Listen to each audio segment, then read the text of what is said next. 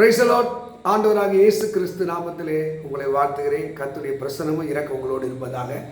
அருமையானவர்களே, யோசுவாவின் புத்தகம் 3ஆம் அதிகாரம் 7ஆம் வசனம், இந்த ஜனங்களுடைய கண்களுக்கு முன்பாக நான் உன்னை மேன்மையாக வைப்பேன். பாருங்க, ஆண்டவர் யோசுவாவை பார்த்து இந்த ஜனங்களுடைய கண்களுக்கு முன்பாக மேன்மையாக வைப்பேன். இப்போ ஒரு சில இடத்துல நம்ம வெட்கப்படுவதற்கும் கூனி கூறுவதற்கும் பிறரால் அவமதிக்கப்படுவதற்கும் சில சந்தர்ப்பங்கள் ஏற்படும். அதுக்கிட்ட சில கூட்டம் இருக்கும், நம்மளை அவமானப்படுத்தணும், அசிங்கப்படுத்தணும், 4 பேர் மத்தியில் நமக்கு இருக்கிற மரியாதை கெடுக்கணும், அப்படிலாம் ஒரு கூட்டமே இருக்குது. அதுக்கு ஒரு கூட்டமே இருக்குது வச்சுக்க.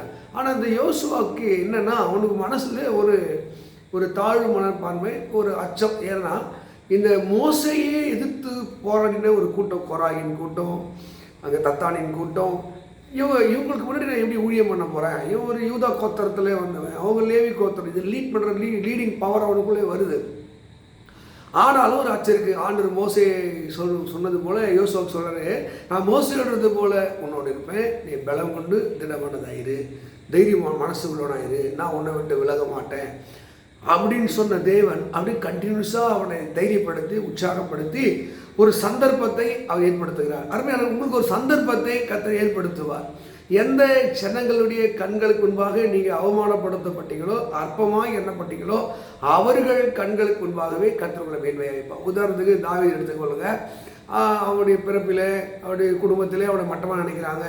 அது வரலாறு பல சொல்கிறாங்க. தாவீதுடைய குடும்பம் இப்படி, அவன் தாய் இப்படி, தகப்பன் இப்படி. அதனால் 7வது மகனை தாண்டி 8வது பிறக்கும் போது அவனை அற்பமாயம், அவன் ஏண்டா பிறந்தாண்ட நிலையில் அவன் தள்ளப்படும் போது தாவீது பல இடத்துல சொல்கிறான், என் தகப்பனும் தாய் என்னை கைவிட்டார்கள், ஆனாலும் கர்த்தரை சேர்த்து விட்டார். அது கைவிட்டாலும் தமிழில் போடுவோம், இங்கிலீஷில் வேறு மாதிரி போட்டுருக்கு வச்சுக்கோங்களேன். இப்போ அந்த தாவீது வாழ்க்கையில் அவங்க சகோதரர் நடுவிலே, அவன் உறவுகள் நடுவிலே, அந்த சமஸ்த இஸ்ரவேல் நடுவிலே அவனை கர்த்தர் மேன்மையாக வைத்தார். அதுதான் தாவீது 1 நாளாக 29:12 சொல்கிறாரு, எந்த மனுஷனையும் மேன்மைப்படுத்தவும் பலப்படுத்தவும் உங்கள் கரத்தினாலே ஆகும். எந்த மனுஷனாக இருந்தாலும் அவனை மேன்மைப்படுத்தவும் பலப்படுத்தவும் ஆண்டவரே உன் கரத்தினாகும், ஐஸ்வர்யமும் கனமும் அது உம்மாலே உண்டாகுது. அப்போது இது எதை வச்சு சொல்கிறாங்க, அவ்வளோ ட்ரெயின்டு பர்சனாக இருக்கிற அந்த கோலியாத்தை வெல்லுவதற்கு ஒரே ஒரு நம்பிக்கை தேவன் தான். இதில் நீங்கள் அப்படி நினைக்கிறது, கோலியாத்தை கண்டி இல்லைன்னா தாவீதுடைய மேன்மை இல்லை, தாவீதுடைய சிறப்பு இல்லை. தாவீது கொன்றது 10,000 அப்படின்னு சொல்ல ஒரு பாட்டு இல்லை. உங்களுக்கு எதிரிகள் இருக்காங்களா, அவங்க நடுவில் நீங்கள் இருக்கு பார்த்தீங்க, முள்ளுக்குள் இருக்கிற ரோஜா மாதிரி தான் நீங்கள். அவங்க நடுவில் கர்த்தர் உங்களை மேன்மையாக வச்சிருக்கிறார் என்பதை நீங்கள் மறந்து போகாதீங்க.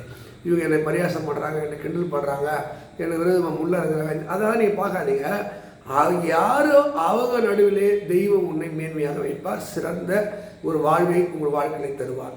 இந்த யோசுவாவின் புத்தகத்தில் அங்கே சொல்லப்பட்ட வாக்குத்தத்தங்கள் உங்கள் என் வாழ்க்கையில் அது கண்டிப்பாக நிறைவேறும். நீங்கள் எங்கே வெட்கப்பட்டீங்களோ, எங்கே துக்கப்பட்டீங்களோ, அவர்கள் நடுவிலே தேவனாய் கர்த்தர் உங்களை மேன்மையாக வைப்பார். எந்த விஷயத்தில் நீங்கள் தாழ்த்தப்பட்டீங்களோ, குறைவை எண்ணப்பட்டீங்களோ, அங்கே மேன்மையாக வைப்பார். நீங்கள் தானியேல் புத்தகத்தில் சிங்கத்தின் கெபிலிருந்து தூக்கி மேன்மைப்படுத்தினார். அதே தானியேல் புத்தகத்தில் நெருப்பு நடுவே தூக்கி மேன்மைப்படுத்தினார். யாரெல்லாம் படி சுமத்தவோ பழி வாங்கவோ நினைத்தார்களோ அவருடைய கர்த்தர் மேன்மைப்படுத்தினார். லேயாள் அப்பமா எண்ணப்பட்ட போது லேயாளை தன் சகோதரி நடுவிலே கர்த்தர் மேன்மைப்படுத்தினார். இதுதான் அவனுடைய சிறப்பு. அதனால் உருவ அடிப்படையில், பணத்தின் அடிப்படையில், வசதியின் அடிப்படையில் ஒருவேளை உங்களை அப்பமா என்றாங்களா, கவலைப்பட வேண்டாம். அவர்கள் கண்களுக்கு முன்பாகவே தேவன் உங்களை மேன்மையாக வைப்பார். யோசுவா 3:7 படி கர்த்தர் உங்களை ஆசீர்வதிப்பாராக. God bless you. God bless you.